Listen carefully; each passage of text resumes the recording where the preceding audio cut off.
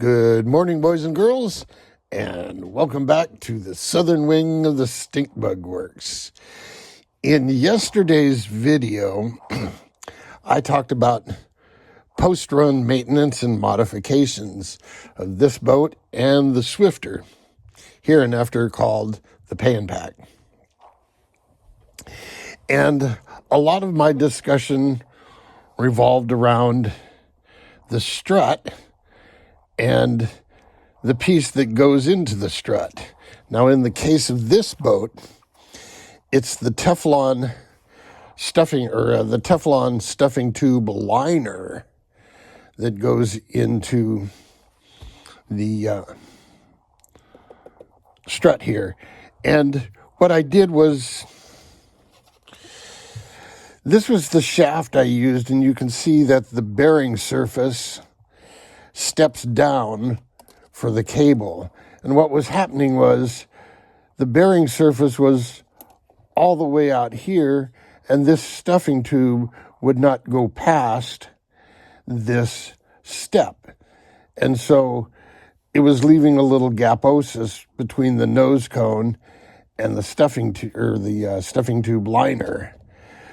And I don't like that. So what I did is I put this longer washer in here to move this strut back a little bit so I could get this liner into the nose cone.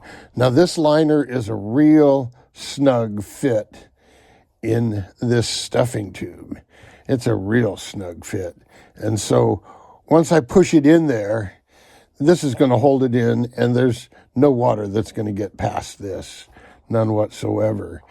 And here's the deal. Now, one of my viewers mentioned that he used silicone for attaching, and I wasn't clear on his comment if he was talking about this boat or the other boat, and I'll get to that in a minute. But you could use silicone for attaching this. The problem is my strut swings through an arc, and as it does, this Teflon liner slides in and out a real small distance, a couple of thousandths. But as this swings through an arc, dimensionally, this doesn't match that. So it's going to go in or out just a little. So I don't want to permanently attach the liner to the strut. Additionally, as you adjust the strut up and down, this liner, once again, is not glued in here, so I can move it around. So I can always adjust this liner to fit whatever tune I have on my strut. So while his idea has merit, I don't think it would work in this particular case just because everything's moving around. So that's why I didn't do that there. Now let's talk about the Swifter. This is not the strut for the Swifter, but it's a big enough strut that we can see. As you can see, this is a piece of aluminum that was bored through a constant diameter. But here in the back, you can see where they pressed in lead Teflon bushings or bearings. But when it doesn't have balls or rollers in it, I call it a bushing. Anyway, there's a couple of bushings in here with, a gap in between them so you can pump them full of grease. Now, this is your conventional strut setup, and your prop shaft will go in here and ride on these bushings. And that's the way it works. And because this is a constant diameter hole, you can put a stuffing tube the same size as that bushing into this end, and it'll be a snug fit.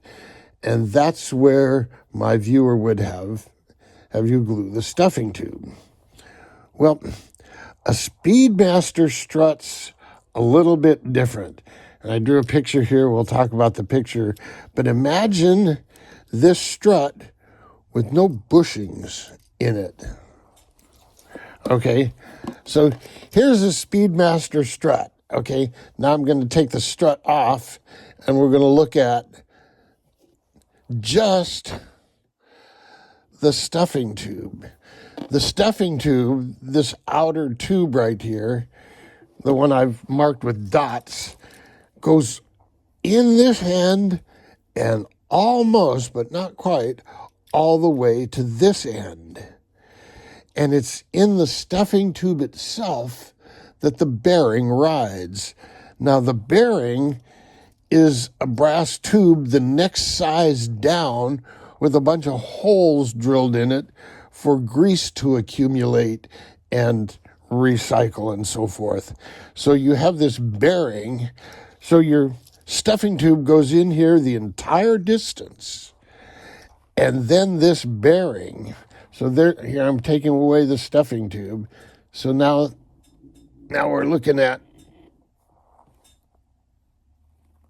that's part of the stuffing tube. So the stuffing tube is now gone. And what we have is this bearing, and it's got a little shoulder on it, so it's not going to go all the way in on the stuffing tube. It'll stop here at the end and not want to go over there. And this bearing spins in the stuffing tube as the prop shaft spins in the bearing. So you're actually splitting the load. Part of the bearing is supporting the prop shaft as the prop shaft spins, but that causes the bearing to spin in the stuffing tube. So as you adjust your strut, where that stuffing tube goes into and goes out of, the strut will change. If I've got the strut like this, the tube's going to be sticking way out. Remember, I showed you I trimmed some off the tube because as I moved things around, and I intentionally left the tube long, but as I moved things around to get a good tune on it, it's like, oh, okay, it is long, so I'll trim it off, and that's the length that the stuffing tube goes into there. Eventually, once I have the setup all dialed in, I suppose I could glue it together because in theory, I wouldn't be moving it. But then what happens when I change props and the lift characteristics of the next prop are different. And so I have more lift from the prop, so I need less lift from the strut. So yeah, maybe I shouldn't glue it in. So Speedmaster struts are a little different than your average strut, although you could construct your average strut to be like a Speedmaster, but you'd have to run smaller shafts just because you have one extra brass tube in there. So there you go. That's a response to one of my viewers' questions or comments that, while in some places I do glue them in others I don't. So there you go. Today's tale. Until next time, boys and girls, jet out.